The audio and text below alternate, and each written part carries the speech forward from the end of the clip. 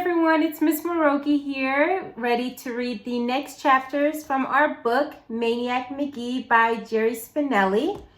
So today I'm going to start off our lesson by going over a skill that is very important when we are reading, and that is the skill of character traits. So when we are learning about characters, we get to know them from the inside and out.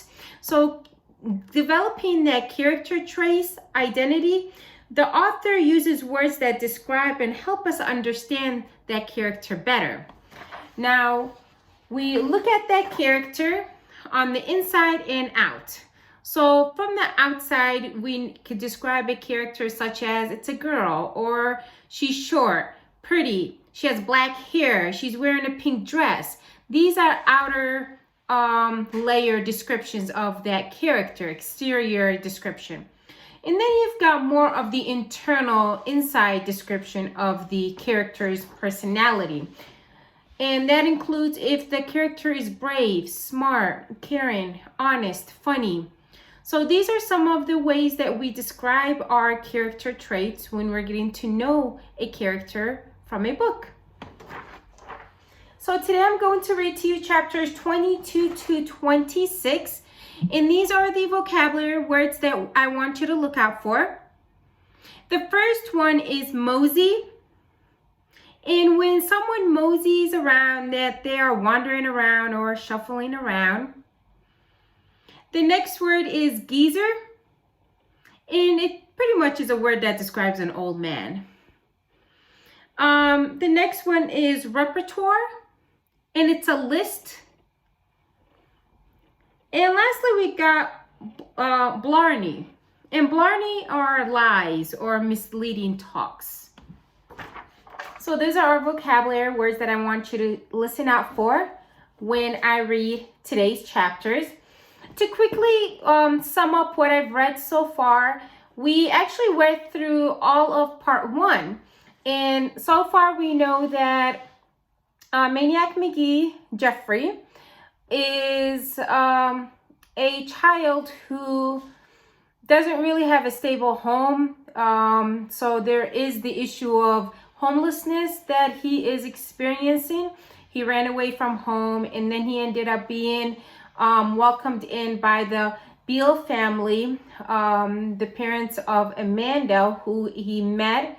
And they welcomed him in, although they were a different color skin than his. They were treating him like a family member.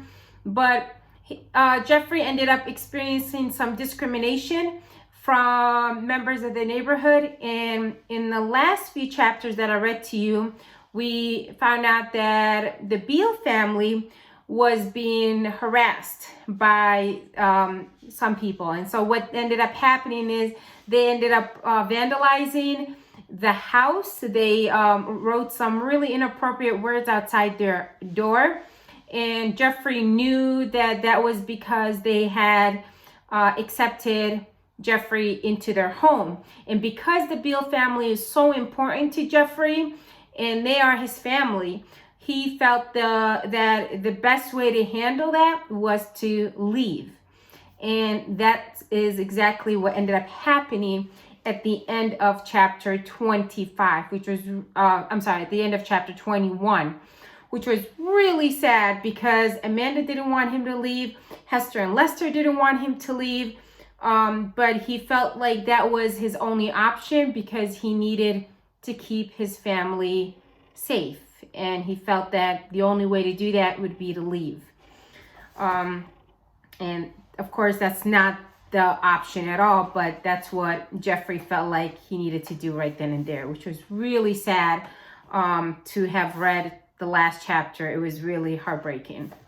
So now we're going to dive into chapter 22. We're going to learn more about where Jeffrey went and what really happened to him, and to learn more about how Jerry Spinelli addresses the issue of race and, of course, the issue of homelessness, which is also another theme throughout the book because it describes how Jerry doesn't really have a stable home. And those are two very important themes that I'm curious to know how they are going to be addressed. So we'll go ahead and continue with chapter 22. If you were the baby buffalo at the Elmwood Park Zoo, maybe it would have gone something like this. You wake up, you have breakfast, compliments of mother's milk. You mosey on over to the lean-to. Surprise, a strange new animal's there, bigger than you, but a lot smaller than Mom. Here, but only on the top of its head, sitting in the straw, munching on a carrot like Mom does. Every morning, same thing. You get it to expect it. Some mornings you forget Mom's milk and head right on over to the lean-in. The creature offers you a carrot, but all you know how to deal with is milk. You nuzzle the new, funny-smelling, hairy-headed animal. It nuzzles you back. Mom doesn't seem to mind. After the nuzzling, the stranger climbs over the fence and goes away, not to return until that night. Only one morning, the stranger falls from the fence and lies on the ground on the other side. It doesn't move. You try to poke your nose through the chain links, but you can't reach. You can only watch. Only watch. The old man was bumping through the zoo in the park pickup when he spotted the body crumpled outside the buffalo pen. He wheeled over, got out, a kid. At first, he could only stare at the body, then at the baby bison, whose large brown eyes seemed to be watching them both. The mother came lumbering over, nodding, as if to confirm, a kid. The kid looked troubled. The kid looked terrible. His clothes were scraps, rags. Wherever his body showed through, it was bony and dirty and scratched. The two bisons, staring, seemed to say, well, do something. The old man gathered his own bones and muscles as best as he could and managed to hoist the kid and get him into the pickup. He laid him on the seat, bent his legs so he could close the door. He knew he should take the kid straight to the hospital or a doctor, someplace official, someplace right. But the pickup just sort of steered itself back to the bandshell, and there he was, lugging the kid into the baseball equipment room. The season was over by now, but the army green burlap bag still stood ready for the next ump to call. Play ball! He yanked out a couple of chest protectors and laid the kid down, careful with his head. At least he was breathing. Though it wasn't cold, it seemed as if the kid ought to be covered. So the old man took his winter work jacket off the hook and laid that over him. Then he waited and watched. With trembling, dusty fingers, he touched the kid's limb, scrawny hand. He had never really touched the kid's hand before. Hey, the kid's voice was barely a squeak, but it threw him back. He dropped the hand. Where am I? The old man cleared his throat. The band shell in the back equipment room. The kid's eyes squinted, blinked. And you? What about me? Who are you? Grayson. Grayson, do I know you? He got up. Guess you do now. He went to his hot plate, heated up some water, and made some chicken noodle cup of soup. He gave it to the kid, who was sitting up now. You want a spoon? He looked at, though he could hardly lift the cup. He held it with both hands and gulped it down. He said, never mind. You still hungry? The kid flopped back down a little. Wait here, said Grayson, and left. 2 minutes later, he was back with a Zep a large. It took the kid less than time to polish it off than it had taken Grayson to get it. He told the kid not to eat so fast. He'd get sick. The kid nodded. Grayson said, "Where'd you get them scratches?" "Oh, some picker bush." "Where were you doing that?" Hiding. Hiding? From whom?" "Some kids." "Where?" The kid pointed. "Somewhere out there, some other town." He crossed his legs Indian style on the chest protector. "Can I ask you a favor?" "Shoot." "Can we go somewhere and get some butterscotch Krimbits?" Grayson squinted. "Krimbits? You still hungry?" "For them I am." Grayson threw the greasy Zep wrapper into the wastebasket. "I don't know. Maybe you ought to do something for me first." "Like what?" "Tell me your name." "It's Jerry Magee." "And where do you live?" "Well, I did live on Sycamore Street." 728. "Did?" "I guess I don't anymore." The old man stared. "You said Sycamore?" "Yep." "Ain't that the East End?" "Yep." With his fingers, he scraped a patch of dirt off the kid's forehead. He stared at it. "What are you doing?" the kid asked, "seeing if you was white under there." Neither spoke for a while. At last, the kid said, "Anything else you want to ask me?" The old man shrugged. "Guess not. And come on, don't stop asking." "I'm asking out." "How about the zoo, huh? Don't you want to know what I was doing at the zoo? At the buffalo pen?" The old man sighed. "Okay, what?" "I was living there." "With the buffaloes?" "Yep, with the buffaloes." "You like buffaloes?" It was dark when I got there. I thought it was the deer pen. They switched the deer and the buffalo around about a month ago." "Okay with me. I got along better with the buffaloes anyway." "Well, I'll tell you one thing," the old man sniffled. "You sure do smell like one." The kid laughed. They both laughed. When they finally came down, the kid said, "Any chance of those Krimbits now?" Grayson reached out for the pickup keys. Let's go. Chapter 23. Grayson got the Krimbits all right. He bought a whole box of 3-packs with 10 packs to a box. That was 30 butterscotch Krimbits. Maniac thought he must have climbed out of that buffalo pen right into heaven. Then Grayson took Maniac home. Home for the old man was the 2 Mills YMCA. He lived in a room on the 3rd floor, but he didn't take Maniac up there. He took him downstairs to the locker room.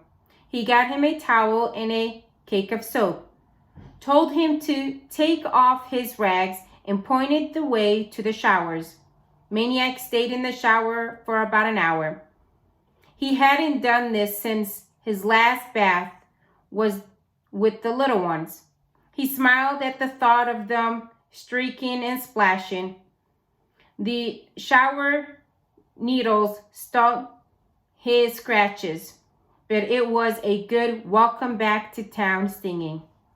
When Maniac finally forced himself from the shower, he found the old man waiting with clothes, Grayson's clothes.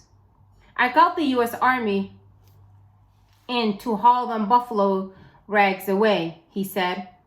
"They come in with gas masks on, and they use tongs to pick them up and put them in a steel box. And they took the box away to bury it at the bottom of the first mine shaft they come to." Maniac couldn't stop laughing. Neither could Grayson, especially when he got Aloud of the kid drowning in his clothes. An hour later, after a minor shopping spree, Maniac had clothes on of his own. For the rest of the afternoon, they cruised around town, walking and eating Krimbits. So, said the old man. Now, what are you going to do? Maniac thought it over. How about a job? I could work for the park like you. Grayson didn't answer that. He said, where do you think you're going to stay? Maniac's answer was prompt. The baseball room. It's perfect. And a tiny idea was beginning to worm its way into Grayson's head.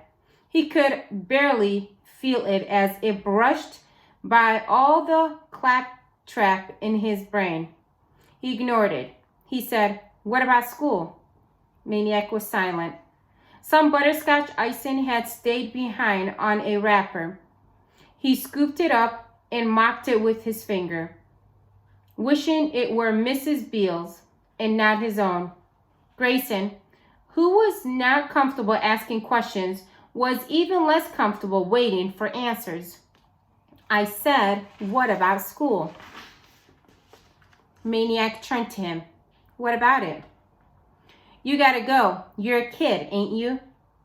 I'm not going. But you gotta, don't ya? They'll make you. Not if they don't find me. The old man just looked at him for a while with a mixture of puzzlement and recognition, as though the fish he had landed might be the same one he had thrown away long before. Why? He said. Maniac felt why more than he knew why. It had to do with homes and families and schools, and how a school seemed sort of like a big home, but only a day home, because then it empties out and you can't stay there at night, because it's not really a home, and you could never use it as your address, because an address is where you stay at night, where you walk right in the front door without knocking, where everybody talks to each other and uses the same toaster. So all the other kids would be heading for their homes, their night homes, each of them, hundreds, flocking from school like birds from a tree, scattering across town, each breaking off to his or her own place, each knowing exactly where to stand. School, home. No, he was not going to have one without the other. If you try to make me, he said, I'll just start running. Grayson said nothing. What the kid said actually made him feel good, though he had no idea why, and the brushing little worm of a notion was beginning to tickle him now. He kept on driving. Chapter 24. They got back to the band shell just as they finished the last of the Krimbits. Grayson looked at his watch. Guess it's time to quit the job I never did today. Time for dinner, too. Grayson was joking, but Maniac was serious when he piped. Great, where to? Dumbfounded, the old man drove back out of the park to the nearest diner, where he sat with a cup of coffee while the boy wolfed down meatloaf and gravy, mashed potatoes, zucchini, salad, and coconut custard pie. Grayson had a way of jumping into the subject without warning. It was during Maniac's dessert that he abruptly said, Dumb black people, they eat mashed potatoes too? Maniac thought he was kidding, then realized he wasn't. Sure, Mrs. Beale used to have potatoes a lot, mashed in every other way. Mrs. who? Mrs. Beale. Do you know the Beales on 728 Sycamore Street? The old man shook his head. Well, they were my family. I had a mother and a father and a little brother and a sister my age, and a dog. My own room, too. Grayson stared out the diner window as if digesting this information. How about meatloaf? Huh? They eat that too? Sure, meatloaf too, and peas and corns and you name it. Cake? Maniac beamed. Oh man, you kidding me? Mrs. Beale makes the best cake in the world. Grayson's eyes narrowed. Toothbrushes? They use them? Maniac fought not to smile.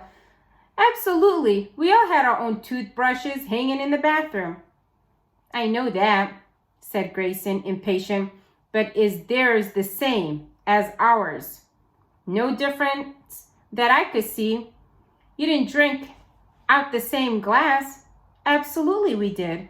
This information seemed to shock the old man. Maniac laid down his fork. Grayson, they're just regular people like us. I was never in a house of theirs. Well, I'm telling you, it's the same. There are bathtubs and refrigerators and rugs and TVs and beds. Grayson was wagging his head. Ain't that something? Ain't that something? It was after dark when they got back to the baseball equipment room. The worm in Grayson's head had long since ceased to be a tiny tickle. It was now a maddening itch. As with all such itchworm, it would exit by only one route, the mouth. He said, "Oh, I was thinking, maybe you want to come over to my place. This here floor's pretty hard." He tapped his foot to show how hard. The drizzled, gray old park hand could never know how much Maniac was tempted, or how deeply the offer touched him. Neither could Maniac explain that the bad luck he always seemed to have with parents had led him to the conclusion that he'd better stick to himself. "Oh, it's not so bad here," he said. "Look." He lay down on the chest protectors and closed his eyes. "Oh, just like a mattress. I can feel myself dozing off already." And then, not wanting to hurt the old man's feeling, he quickly added, "Hey, I told you everything about me. How about you?" He pulled Grayson's coat over him. "A bedtime story?" Grayson snorted. "Sorry. Story? I don't know no stories." "Sure you do," Maniac prodded.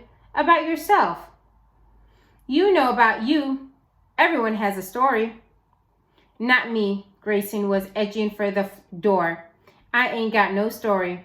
I ain't nobody. I work at the park. You line baseball fields." "Yep, I do that."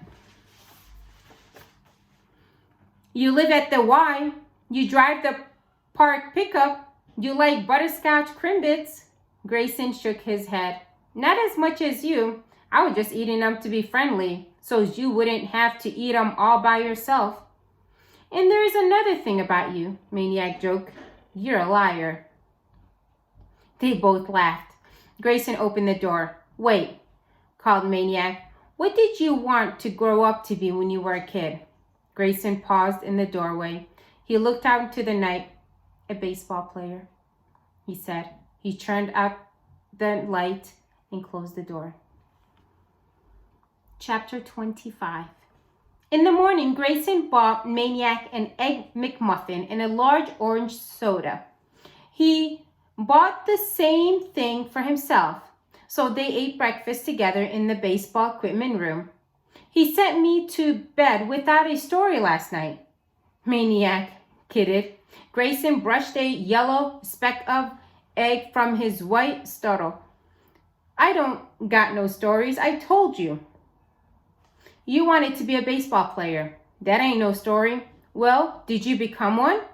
Grayson drank half his orange juice. "Just the minors," he muttered. Maniac yelped. "The minors? Couldn't never make it to the majors." There was a frayed weariness in the old man's words, as though they had long since worn out. "Grayson, the minors? Man, you must have been good. What position did you play?" Grayson said, "Pitcher." This word, unlike the others, was not worn at all, but fresh and robust. It startled Maniac. It declared, "I am not what you see. I am not a line-laying, pickup driving, live at the Y, bean braided park hand. I am not tickery, whistled, worn out. I am a pitcher." Maniac had sensed there was something more to the old man. Now he knew what it was. Grayson, what's your first name? The old man fidgeted. Earl, but call me Grayson, like everyone else. He looked at the clock on the wall. Gotta go.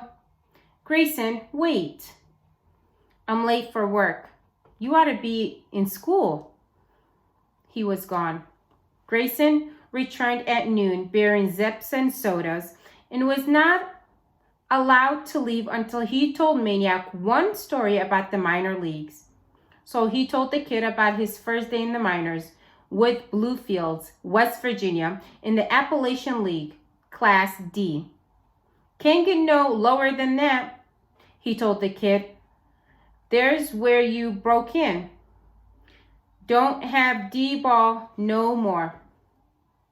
He told about thumping a ride to Bluefield. And when he got there, going up to a gas station attendant and asking which way to the ballpark. And the gas station man told him, sure, he first got to ask you something. You're a new ball player, right? Just coming on board. And Grayson said, yep, that's right. And the man said, I thought so. Well then, you're just gonna want to make your first stop right over there. He pointed across the street. Their restaurant, the Blue Star.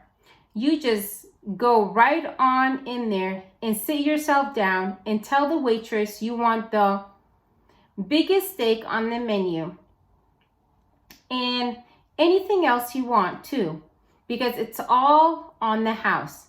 The Blue Star treats every new rookie to their first meal in town free. He gave a wink. They want your business. Grace, thought Grayson, and he did just that. Only when he got up and left, the restaurant owner came running after him down the street, all mad at Grayson for skipping out. And when Grayson told him he was a rookie, just picking up his free first meal, the owner got even madder. Seems the gas station man was a real card and liked to welcome dumb rookies with his little practical joke.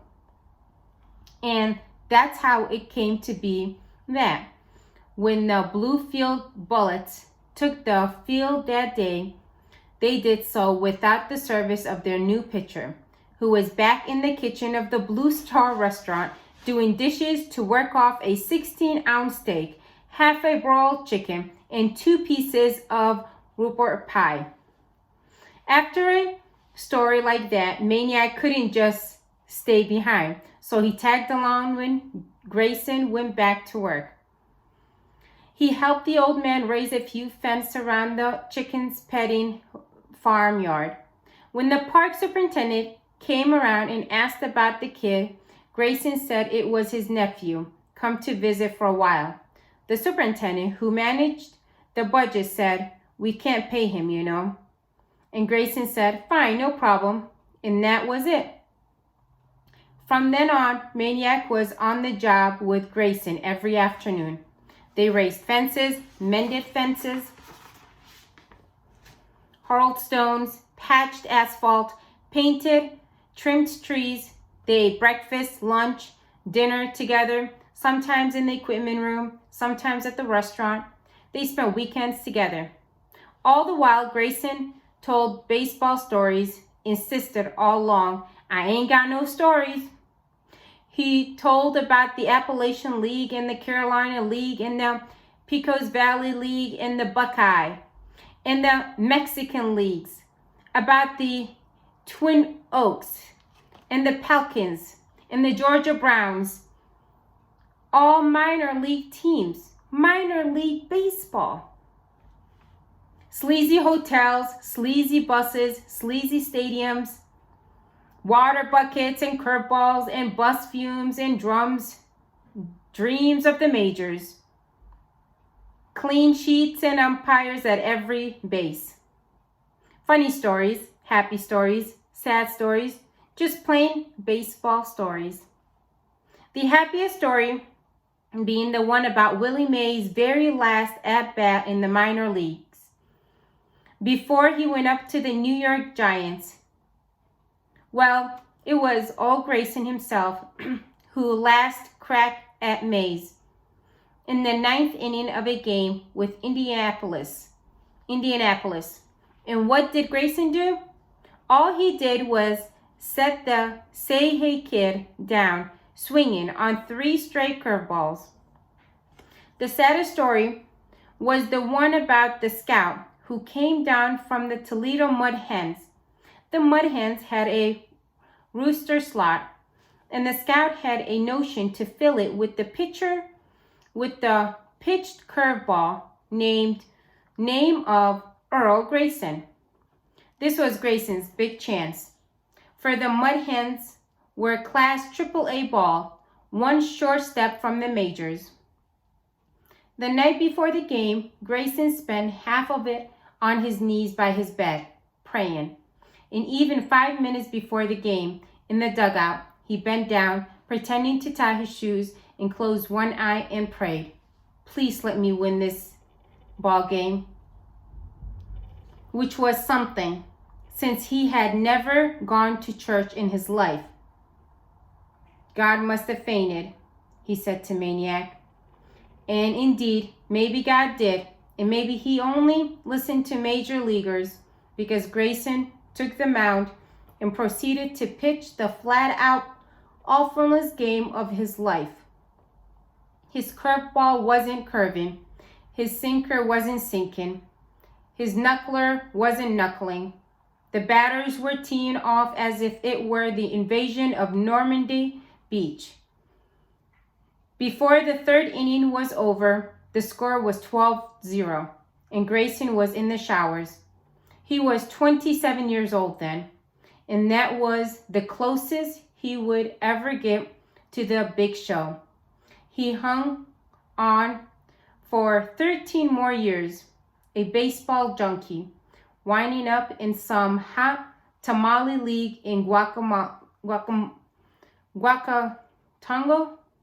Mexico, until his curveball could no longer bend around so much as a chili pepper, and his fastball was slower than a señorita's answer. He was 40, out of baseball, and for all intents and purposes, out of life. All those years in the game, and all he was fit to do was clean a restroom and sweep a floor and lay a chalk line, or far, far down the road, tell stories to a wide-eyed homeless kid. Wow, that was really interesting. We saw the theme of homelessness appear again, and it gave us also another good insight on how preconceived discrimination and biased feelings towards a race appear, because Grayson asked Maniac all sorts of questions about the Beale family, and that's because he just didn't know. It was just a matter of ignorance, and ignorance is when someone just doesn't know. So but you heard Maniac just answer the questions, and he was pretty open about his experience with the Beale family, how much he enjoyed his family. And so I really like the way Spinelli's writing the story and giving the character so much, such a strong identity. And this kind of stuff gives us a really good indication of character traits, because we see a lot of the description in the writing. And again, to review our character traits are words that describe and help us understand a character. And honestly, as we read, I'm starting to like Maniac Magee's character so much more, especially because of the love that he has for his family. So I hope you enjoyed today's reading, and make sure you come back tomorrow for the next few chapters of Jerry Spinelli's Maniac Magee. Have a good night for now. Bye-bye.